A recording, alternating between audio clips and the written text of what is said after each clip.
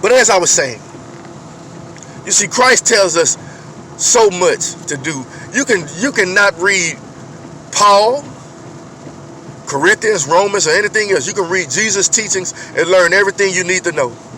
But it's best to know all of it. Because when you read Jesus' teachings, then you'll read Paul and you'll see Jesus in Paul. Then you'll read Peter and you'll see Jesus in Peter. Then you'll go back to David and you'll see Jesus in David. Then you go back to Moses and you'll see Jesus in that. You understand? All followers of Christ have the same characteristics.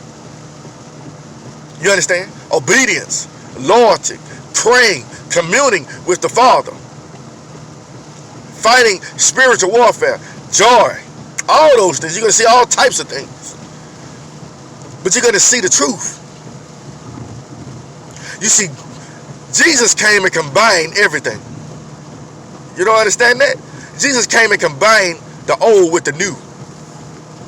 He didn't do away with anything. He just told you how to walk. You see, he left a lot of Psalms for David, by David, to let you know you might want to pray a lot. He left some wisdom of Proverbs and from Solomon to let you know, hey, there's things you need to watch out for.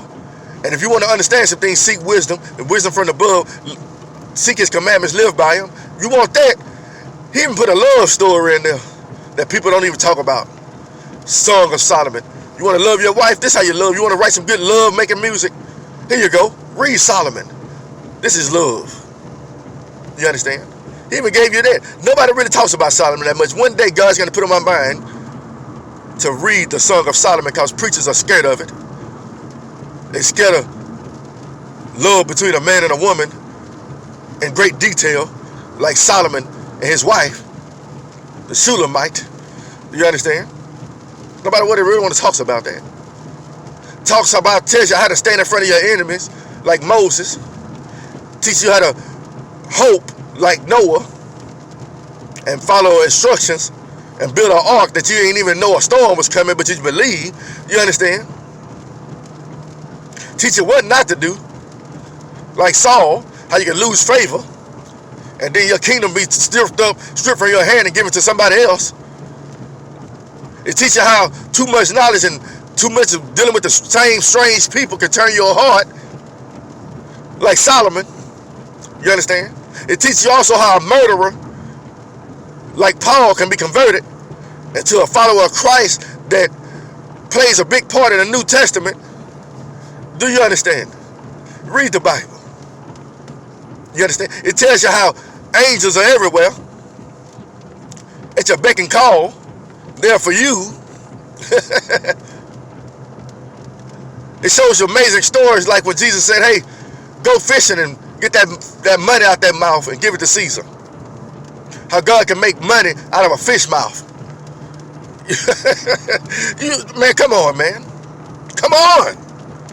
If you don't want it, it's your own fault for not studying and reading it. You can't depend on the preacher every day. The preacher only says so much on Sundays. The preacher going to give you a few verses. And he's going to try to put it into a 30-minute to an hour sermon. And then what you going to do the rest of the week? What are you going to do?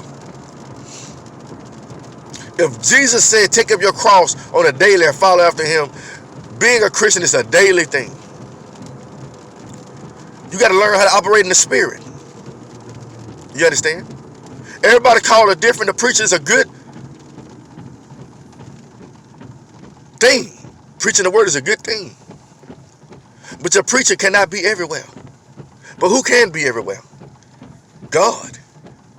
And he can be everywhere with you if you seek him, if you call on him. But no matter where you go, God's going to be right there. Sometimes I visualize Christ in a passenger seat with me, or some angels in the back seat jamming with me. You see, that's the spiritual realm. Don't you want to operate in the spirit? Don't you want to realize that being a Christian is so much better than you're never alone? You always got somebody to talk to.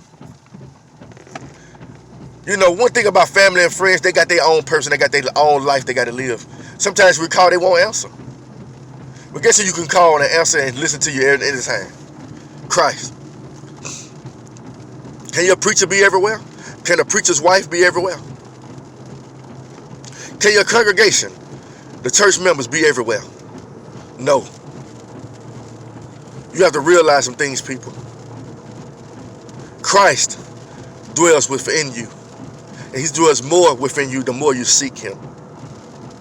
I'm so proud that God has not made me friends of the world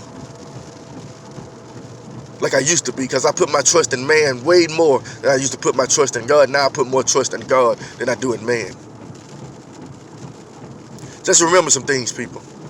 If God is for you, who can be against you? As you walk through this day, let me say a prayer for you. Lord Jesus, I ask you to touch everybody at the sound of my voice as they walk through this day. Teach them to commune and pray and seek God on a daily basis. Tell them that it's more than just Sunday worship or Saturday worship, whatever day you choose.